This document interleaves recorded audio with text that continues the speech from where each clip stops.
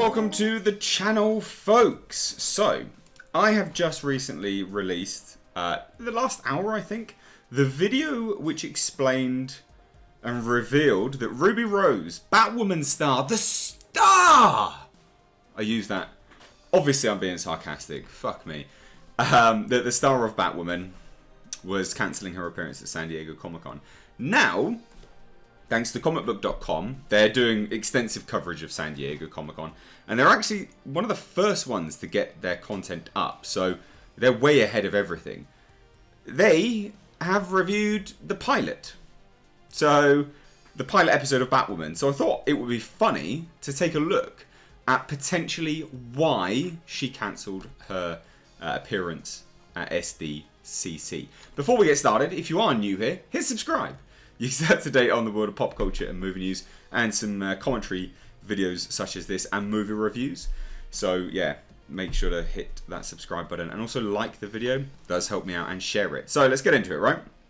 So it says, with Arrow ending its run on the CW this fall, the ever-evolving Arrowverse is looking for a new face in the stern yet troubled vigilante role. And it seems as though those shoes are Batwoman's to fill. After being introduced in last year's Crisis crossover, Ruby Rose's Kate Kane is going solo to lead her own series. Set in the dark streets of Gotham City, the first episode of the highly anticipated DC project debuted at San Diego Comic-Con. Highly anticipated? Come on. Come on. No, it's not.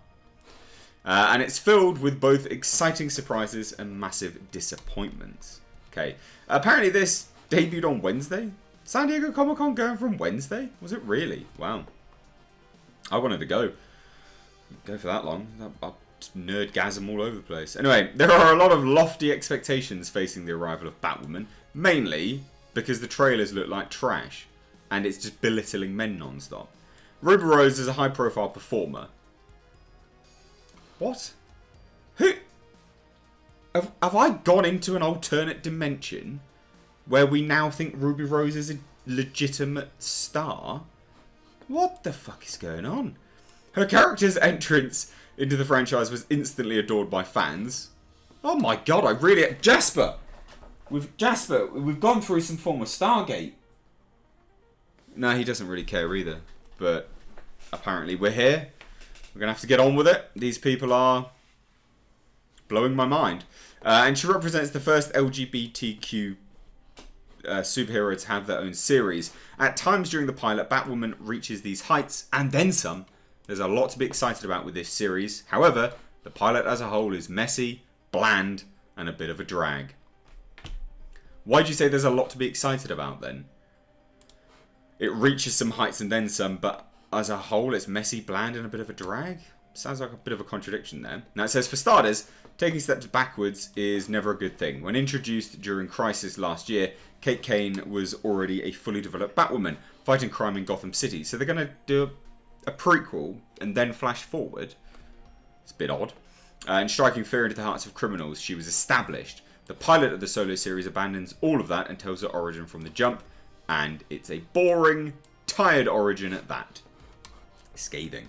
It's hard to go back through an entire episode devoted to Kate Kane becoming the hero we've already seen, especially when the hero that we've already seen is so damn fantastic. Oh my god. Get your tongue out of her ass. It's like the series moved in the opposite direction and chose to backtrack rather than evolve and grow. Not only that, but the origin of a prodigal child with troubled past returning to their home to fix problems and maybe save a lost love is literally the basis of 92% of all on-screen superheroes. Yeah, that's... Jesus Christ. Be original. It's a little rough, made rougher by the flashbacks to Kate's childhood. Ugh. These moments are necessary in setting up a couple of major plot points and a pretty huge reveal at the end of the episode, which is wonderful, but they just look ugly. There's no style or quality to these flashbacks at all. What do you expect from the CW? Come on. They don't do anything but make you cringe. But then you did say that it reaches some heights and then some. But it makes you cringe. What? Perhaps the most frustrating part of the entire pilot is the blatant reliance on Arrowverse stereotypes. Just about every supporting character in the show is a carbon copy of other archetypes in the franchise. There's the quippy nerd tech wizard, the hard-nosed estranged father, the socialite sibling with a heart of gold. The list goes on. So much of this pilot feels wholly unoriginal. Why are you praising it then? I've discussed a lot of real issues with this pilot and I stand completely each and every one of them. But despite all of that, I'm truly excited for the rest of the show. Is this written by a woman? Charlie. Could be a woman. Yes, the pilot has a lot of issues and most of the characters are dull, but there are a few key things that shine brightly through the mess. Everything involving Rachel Scarston's villainous Alice is spellbinding. That's good, at least she's good. Her quirky madness and off-kilter demeanour makes her an instant scene stealer and already one of the favourite villains in the Arrowverse. To me, though, in the trailer, she just sounded like a Joker wannabe. When she's on screen, Batwoman is captivating and those scenes get even better when Kate is involved. This rivalry has great chemistry, an engaging story, and literally endless potential.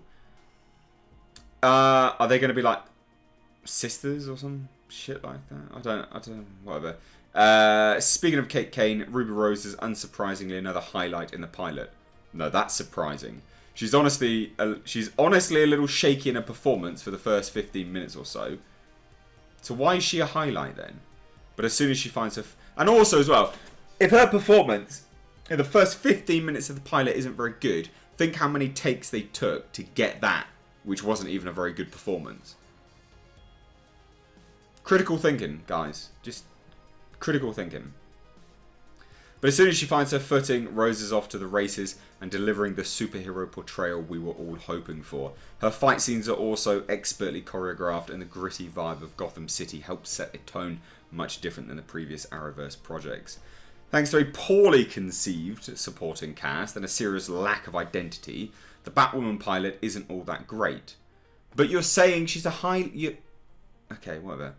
If you're not a mega fan of the already existing Arrowverse franchise, let's be honest, all of these shows had growing pains when they first started, so die-hard CW supporters will have a little more patience, but by the end of the episode, it's very clear where this show is going, and you'll likely want to go on the journey. There's a lot to love about Batwoman. It's just going to take a little time before these benefits can be seen. 3 out of 5 stars. It sounds atrocious. Let's see, is this a woman? Do they have bios? That's my thing. No, it's a dude. I am genuinely surprised by that. Genuinely surprised by that. It's a weird review. It's like the fact that you just said it's literally messy, bland, and a bit of a drag, but then go on and then also say things are cringy. But yeah, I don't know. I don't think this is very good. But I thought I'd bring you this because this is very, very evident as to why they chose to cancel their appearance. And it is a cancellation. If anyone thinks otherwise, you're an idiot. They knew in advance that they were not. They know their schedules. They know their schedules for filming. So they knew that they wouldn't be able to make it. Or they knew that they were able to make it and then they've just cancelled. That's the brunt of it. Whether you agree or disagree, it doesn't matter. That's pretty much, that's legit, that's the case. So yeah, it just sounds like total trash. If you haven't seen the trailers, please go and watch them. They are very funny. Very, very funny. You will have a whale of a time. And like I said, it seems to me I've fallen through a fucking wormhole or a portal or something where Ruby Rose is considered amazing. Ruby Rose is a high profile performer. Okay. Adored by fans. Okay. God damn. Whatever. Anyway, guys, I'd love to hear your thoughts on this. Let me know down below in the comments. If you are new here, please do hit subscribe like I said at the start. I know I keep saying it, and I will also say it now as well. If you like what I'm doing here, consider supporting the channel on Patreon. It's not just give me money. You have access to a whole host of benefits, exclusive benefits, games, Skype roundtables, loads of stuff goes on. Patreon exclusives, or you can just use my Amazon affiliate link or buy some merch, which is down underneath this video on my Teespring link. Anyway, thank you so much for watching. I have been Mr. H. Take care.